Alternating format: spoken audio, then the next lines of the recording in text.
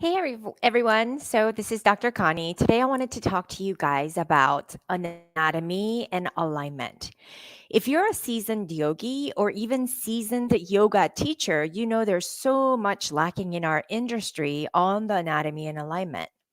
In some practices, it's boo-hooed as something completely unnecessary. And I've had world renowned teachers advise that we feel our bodies into movements. And those seem really good, but the problem is, being a physical therapist, most of us don't know what it feels like to move properly. That's the problem. And those of you who know me, I've had a phase where I was obsessed with Bikram yoga. So, a particular studio that I was attending taught it exactly the way Bikram way. There was no wavering from the exactness of the method in that studio. She was militant, precise, but really demeaning to some students. I kind of love this about her. I practiced this way for over 4 years because I was so in love with the practice of Bikram. And during those 4 years, I drank that Kool Aid and didn't waver from what they taught at all. And over time, I began to think like the physical therapist and the Pilates instructor that I was and am. And I began to activate my muscles to keep my practice safe. Because with the heat, we can go into extreme ranges if we don't keep ourselves in check. And these were the things that I knew enough to do so. But as I looked around the room, that was hardly the case for my other yogis that I was practicing with. And I began to disagree with what was taught as I saw students come and go who were injuring themselves to fit their bodies to the Bikram practice rather than the other way around. We should be fitting the practice to suit our bodies, right? Not be the Bikram practice. So that's what we strive to be. We need to start to honor our bodies and respect it. Um, then I fell in love with Ashtanga. Those of you who don't know the practice, it's very intense and physical. And it's an amazing practice to build strength, stamina, and endurance, but it's also a good way to injure yourself. Many students get ambitious in Ashtanga, but also need the foundational work to understand your anatomy and alignment to practice safely. I've had deeply trained Ashtanga yoga teacher, and I was learning from her, and she was telling me that the only thing standing in my way into twisting in a pretzel, because she knew I was very flexible and she knew she was going to have a lot of fun with me, she said it was my mind in the way. That if I just learned to let go, I would be able to put my foot behind my head. And then I thought to myself, do I even want to do that?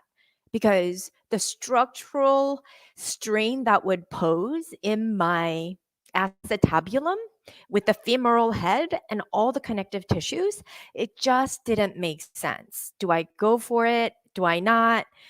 Well, in that particular class, I remember she got me into it, and then I had to breathe and let in and let it soothe me in that really, really, really stretched out pose. After that, I felt a lot of pain and strain, and I thought to myself, this is not probably very conducive to healing my body. But I was sold for a long time. I used to listen intently and tried practicing the way that she told me to practice because I was determined to get advanced practice in my body.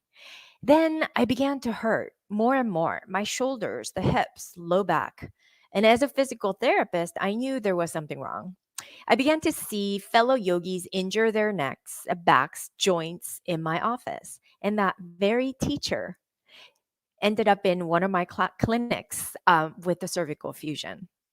And I knew she wasn't practicing anymore. And the most bendy yogis that can easily go into, and I would witness this in Ashtanga yoga class, into a drop back, what we call a drop back, standing erect on your feet, and then you're leaning back, bending your spine to have your hands go back onto the floor. And then I thought to myself, is that really how our human bodies were designed to move? And I didn't think so. What would that gain? What would I gain from the ability to do so? But at that time, because everybody in that Ashtanga class was so heavy duty into this practice that it was almost exhilarating. It was hard to see out and above beyond what the practice was doing with all the fellow yogis that were so seriously into the breath and the movement with the Ashtanga. And even when we do want to work on more of the challenging poses, it requires us to have a foundational understanding of our bodies so that we can learn to move that way safely. And I strongly feel this way because the laws of physics apply to our human body. And when you think about a car, we all know to get alignment checks on the wheels of our car to avoid wearing the tire faster than others or one particular tire. This is because when we go over speed bumps too fast or accidentally go over the curb, it knocks our alignment just so. And as a result, we have an uneven wearing of our tires. And unlike our cars, we only have one set of joints. So, in order to move, we have to consider the structure of our joints, its connective tissue restriction, as well as the tendons.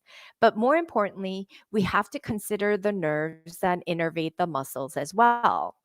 Another thing to keep in mind is that we live in a sedentary world. Most of us come or most of us have day jobs that keep us hunched forward all day, likely in front of the computer. And a few times a week, maybe you might make it to a yoga class to connect to your body again. This is where I see so many yogis that make poor muscle memories because they are asked to move through the poses that perpetuate their compensatory patterns. And most people say they love it for a while until the very practice that is supposed to be healing begins to cause aches and pains over time. And I've seen this time and time again. Our bodies move as a whole. It's a whole being. It's designed to move. There's the cervical range of motion that moves in flexion, extension, side bend, rotation. There's a thoracic range of motion, the mid back, right? And then there's a lumbar. There's a sacroiliac. There's a little joint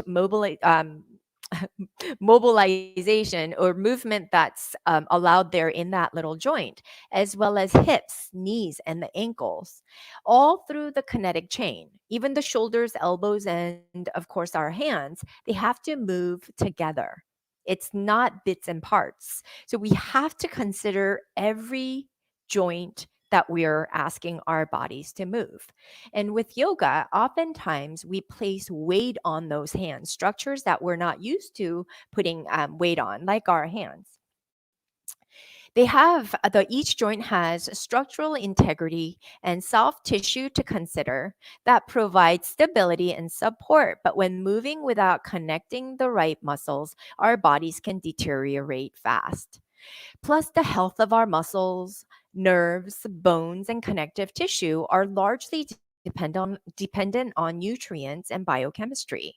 And these days, so many people struggle with inflammatory conditions, biochemically as well as structurally.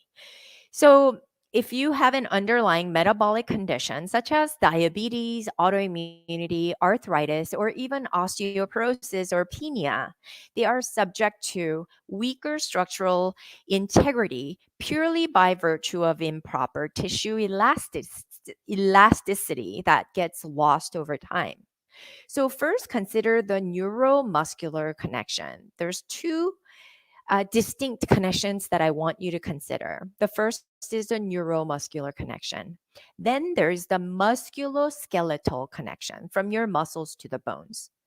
And then there are layers of muscles with different attachment sites and motion that it facilitates.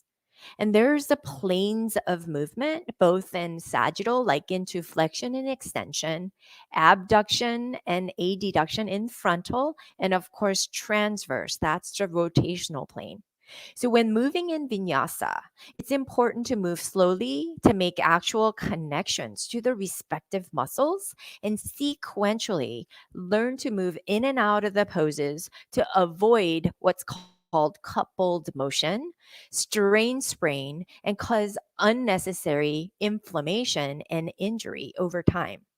And because our bodies need synergistic motions from all the muscles, nerves, bones, and connective tissue, the sequence of firing, balance, and counterbalance of muscles are absolutely critical. You can optimize this by understanding the proper anatomy and alignment because when you do, you can not only get your muscles to be stronger, but also enable impeccable posture and alignment to promote longevity and health that you look for in a yoga practice. And the truth is, if you're perfectly aligned and postured, there's minimum amount of effort, meaning it becomes so much more efficient in its movement. That's what provides you with that grace. It's not the huffing and puffing type of emotion in yoga.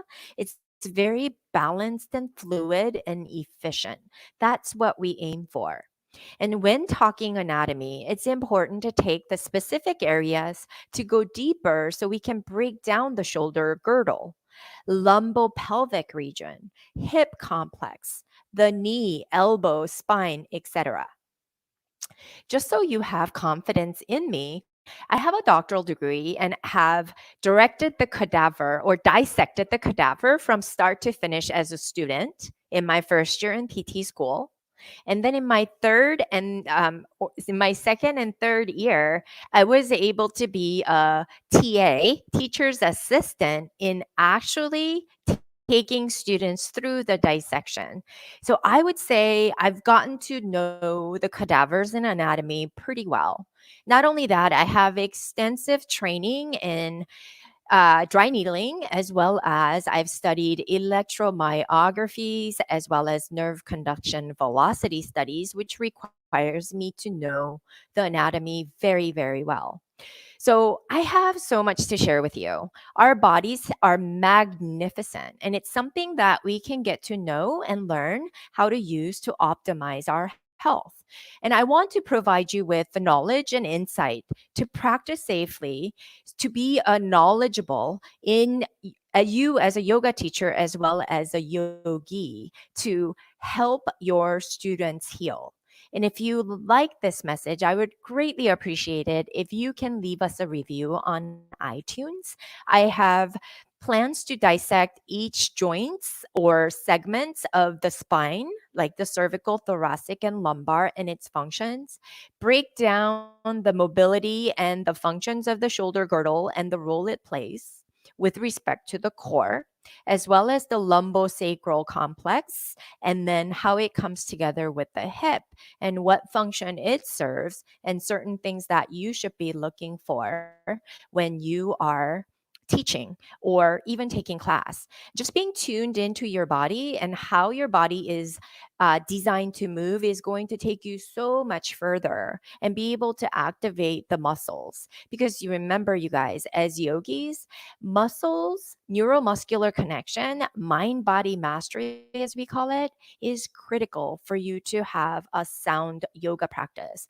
Beyond that, we can tap into the other bodies, the subtle bodies, and the causal bodies in yoga and explore so much more.